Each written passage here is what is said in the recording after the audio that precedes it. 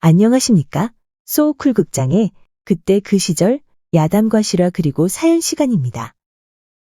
오늘은 지금부터 70여 년 전 억울하게 죽임을 당한 며느리가 원귀가 되어 시집에 나타나는 이야기입니다. 구독과 좋아요 그리고 알람 설정 부탁드립니다. 재미있고도 좋은 글로 보답하겠습니다. 지금부터 70여 년 전인 1950년대 말에 일어난 일이라고 한다. 서울 세종로 내거리에서 북쪽으로 10km 정도를 걸어가면 승가사라는 비구니 사찰이 삼각산 중턱에 있었다. 이 절에는 전쟁통에 가족을 다 잃어버리고 그 가녀린 몸을 부처님의 자비심에 의탁한 18세의 처녀행자 김점례가 있었다. 그녀는 꽃처럼 아름다운 외모를 가진 데다 마음씨까지 착했으나 천의 고아라. 부모의 굶주리고 사랑의 굶주린 처녀였다. 이 무렵 장안 제1가는 부호의 아내가 7대 독자 외아들의 귀숙감을 구하고자 부처님께 발언하러 왔는데 바로 그 여인의 눈에 점례가 뜨인다. 값비싼 채색 비단으로 뚱뚱한 몸을 휘감아싼 마나님이 녹두알 만한 다이아몬드 반지를 낀 살찐 손가락으로 점례를 가리키면서 주지 스님께 간청했다. 스님, 처녀가 참 좋군요. 우리 집안에 며느리로 드리는 영광을 드려주시옵소서. 시주님, 저 아이는 전쟁통에 가족을 다 잃은 매우 외로운 처지의 아이입니다. 누구보다 사랑이 많이 필요한 아이인데 댁에서 그것이 가능한지요?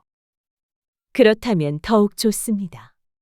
우리 집에서 제가 친자식처럼 잘 보살필게요. 우리 애는 그동안 2번이나 장가를 갔지만 자식 낳는 데는 모두 실패하였답니다. 손님의 차 심부름을 하다가 우연히 이 이야기를 엿들은 점례는 매우 흥분했다. 내가 시집을 간다니 부잣집의 며느리가 되어 자식을 낳으면 얼마나 행복할까? 점례는 젖먹는 아이가 어머니를 만난 것 같은 기분이고 목마른 사람이 물을 얻은 것만 같은 기분이었다. 숲속에서는 종달새가 지지배배거리고 꾀꼬리까지 요란하게 울어댔다. 그러나 웬일인지 소리는 들리는데 새는 볼 수 없었다. 소리를 따라 숲속을 살피고 높은 하늘을 우러러 바라보았으나 끝내 새는 보이지 않았다. 무언가 모르지만 점례는 불길한 생각이 들었다. 그러다 보니 오늘 낮에도 이상한 일이 있었다. 언제나처럼 부처님께 사시마지를 드리러 갔는데 부처님의 상호가 이상스럽게 도깨비로 변하고 나한들과 부처님 탱화가 모두 마귀처럼 보였다. 놀라 비지땀을 흘리다가 깨어보니 꿈이었다. 그러나 아직 어린 점례로서는 그것이 무엇을 의미한 것인지 전혀 알 길이 없었다. 그저 부잣집으로 시집을 가게 된다는 사실, 가서 자식 하나만 잘 낳으면 그대로 귀한 몸이 되어 그동안 겪었던 서러움과 외로움을 모두 다 잊고 행복하게 살 수 있다는 그 생각밖에 다른 생각은 없었다. 점례야, 너의 생각은 어떠냐? 점례의 마음을 훤히 들여다보신 스님이 물었다. 부끄러워 대답은 하지 못했으나 부푼 가슴에서 흘러나오는 기운이 점례의 얼굴을 불그스레하게 물들였다. 혼인은 너무나 쉽게 그리고 급하게 이루어졌다. 그러나 그 혼인은 신랑이 원한 결혼이 아니고 어머니의 강요를 이기지 못해 마지못해 하는 결혼이었다. 그것도 3번째로. 첫날 밤은 기대하고 상상한 것처럼 그렇게 황홀하거나 낭만적이지는 않았지만 그게 뭐 대수겠는가? 점례는 성심껏 남편과 시부모를 섬겼다. 결혼 후 얼마 되지 않아 임신한 것 같아서 시어머니와 병원에 갔더니 의사가 머리를 갸우뚱했다. 임신 3개월입니다. 그러나 산모의 자궁에 혹이 자라나고 있습니다. 선생님, 그러면 어떻게 하여야 합니까?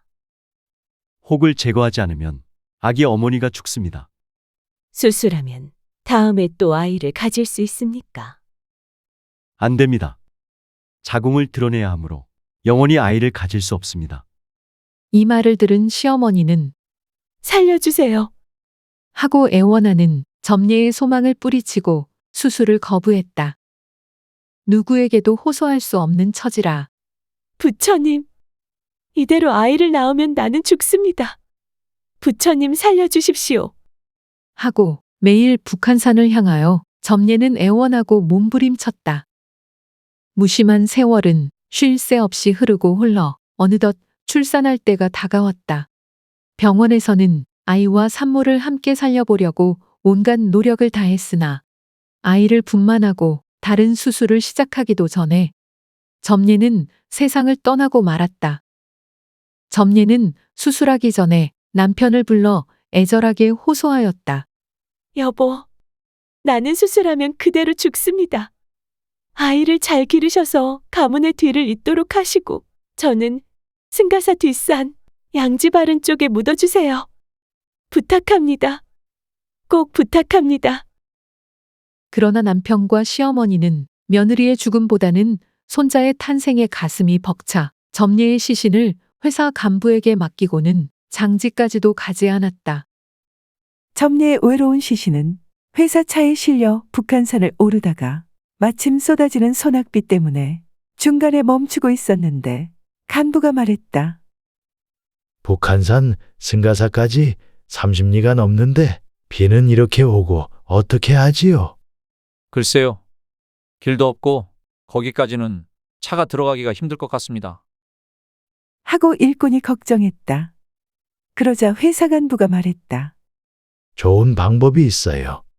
사장님께서 기회가 오면 호텔을 지으려고 구입해 놓은 산이 마침 근처에 있어요.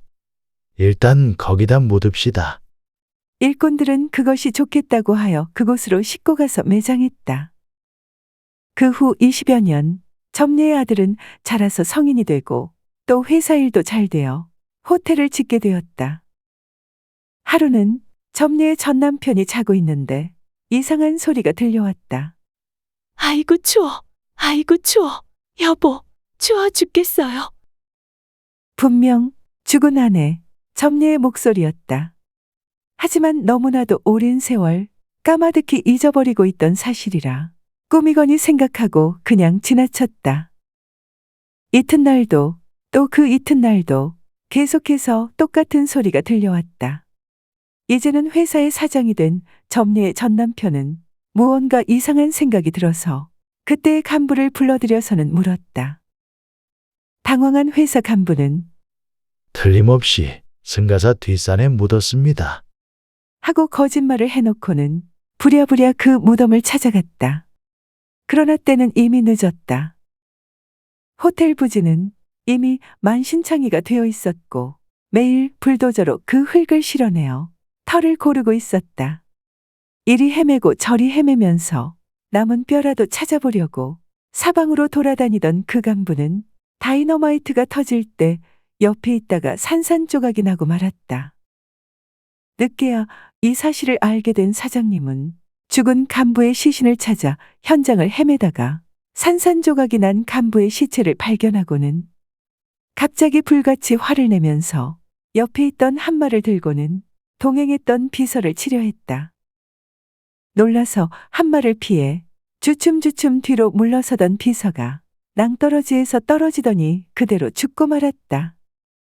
또 현장에서는 흙을 실어 나르던 덤프트럭이 시신을 트럭에 실은 줄도 모르고 점례의 시체 조각을 싣고 가다가 다리 앞에서 귀녀를 보고 놀라 사고를 내니 트럭은 그대로 강으로 처박혔고 운전기사마저 물귀신이 되고 말았다.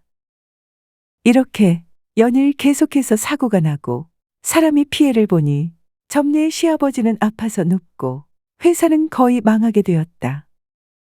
당황한 시어머니가 무당을 불러서는 점례의 원통한 마음을 푸는 해원 굿을 했다. 그러자 옆에서 굿을 구경하고 있던 점례의 전 남편이 갑자기 발작을 일으켰다. 모두 죽인다고 무당을 부엌칼로 내려치니 굿을 하던 사람들이 모두 도망치고 말았다. 점례의 전 남편은 이때부터 정신을 놓아버려 마침내 부모와 자식까지 구분하기 어려운 지경에 이르렀다. 한편 예전에 점례를 수술했던 병원에서도 기괴한 사건이 일어났다. 당시 점례의 병을 간호했던 간호사가 귀신을 본 것이다. 귀신 났어요, 귀신. 그러나 누구도 고지듣는 사람이 없었다. 그러자 얼마 후 두 번째로 귀신이 나타났고 수술에 참여했던 병원 원장과 간호사가 놀라서 죽는 비극이 일어났다. 그러는 동안에도 세월이 흘렀다. 이제는 어른이 된 죽은 첩녀의 아들이 결혼식을 올렸다. 신혼여행이 끝나고 집에 돌아와 시아버님께 인사드렸으나 첩녀의 전남편은 자식을 알아보지 못했는데 오히려 새 며느리를 첩녀로 착각하고 난리를 쳤다. 소문을 듣고 이제는 아주 늙어 노인이 된 승가사 주지스님께서 내려왔다. 방에 누워있던 첩녀의 시아버지는 주지스님을 보자 펑펑 눈물을 흘리며 빌었다. 대사님, 어떻게든 우리를 살려주십시오. 우리가 참으로 잘못했습니다. 깊은 뉘우침은 아무리 무서운 원한도 다 녹여낼 수 있습니다. 정성을 다해 죄를 뉘우치고 부처님께 염불하십시오. 첩녀의 시아버지는 주지스님이 시키는 대로 방 한쪽에 불단을 차리고 염불을 시작하였다. 그러자 집안이 조금씩 활기를 되찾게 되었다. 우선 노인의 건강이 회복되었고 첩녀의 전남편인 아들의 정신도 되살아났다. 그런데 첩녀의 원한이 얼마나 깊었던지 원기가 손자 며느리에게 붙었다. 밤중에 이상한 소리를 듣고 방에서 나왔다가 첩녀의 시어머니는 칼든 손자 며느리에게 쫓기기 시작하였다. 그 소문을 듣고 주지스님이 또 나타났다. 첩녀야, 원한을 원한으로 갚으면 원한 속에서 헤어날 수가 없게 된다. 그러나 손자 며느리는 아랑곳 없이 스님에게 달려들어 칼을 들이댔다. 스님이 염주로 그녀의 안면을 치자 칼을 던져버린 손자 며느리는 천정에 올라붙었다가 다시 내려와 스님의 목을 졸랐다. 그러자 스님이 목에 걸었던 큰 염주를 벗어서 손자 며느리의 목에 걸고는 염불하였다. 그러자 발광하던 손자 며느리가 그대로 땅에 쓰러졌다. 그대로 두기에는 원한이 너무 크고 깊다고 생각한 주지스님은 100일을 기한으로 죽은 첩녀의 천도제를 열고는 정성을 다하여 기도하고 염불했다. 그러자 이승과 저승의 사이에서 갈 데를 모르고 악에 받쳐 헤매던 원귀는 마침내 부처님의 가피력과 승가사 주지스님의 기도로 이승을 떠나게 되었다. 귀신이 이승에서 떠나자 손자 며느리와 첩녀의 시아버지가 정신을 되찾았다. 하지만 지어놓은 악업이 어디로 가겠는가? 회사는 폭삭 망했고 첩녀의 시어머니와 전남편은 악성종양으로 심하게 고생하다가 고통 속에서 세상을 버렸다. 이 비극은 손자를 얻기 위하여 며느리의 생명을 헌신짝같이 여긴 어리석은 생각과 돈이면 인륜도 도덕도 무엇이든 다 살 수 있다는 천박한 배금주의가 가져온 결과라 할 것이다. 들어주셔서 고맙습니다. 용어풀이, 참고문헌 그리고 자료 출처 소개해 올리겠습니다.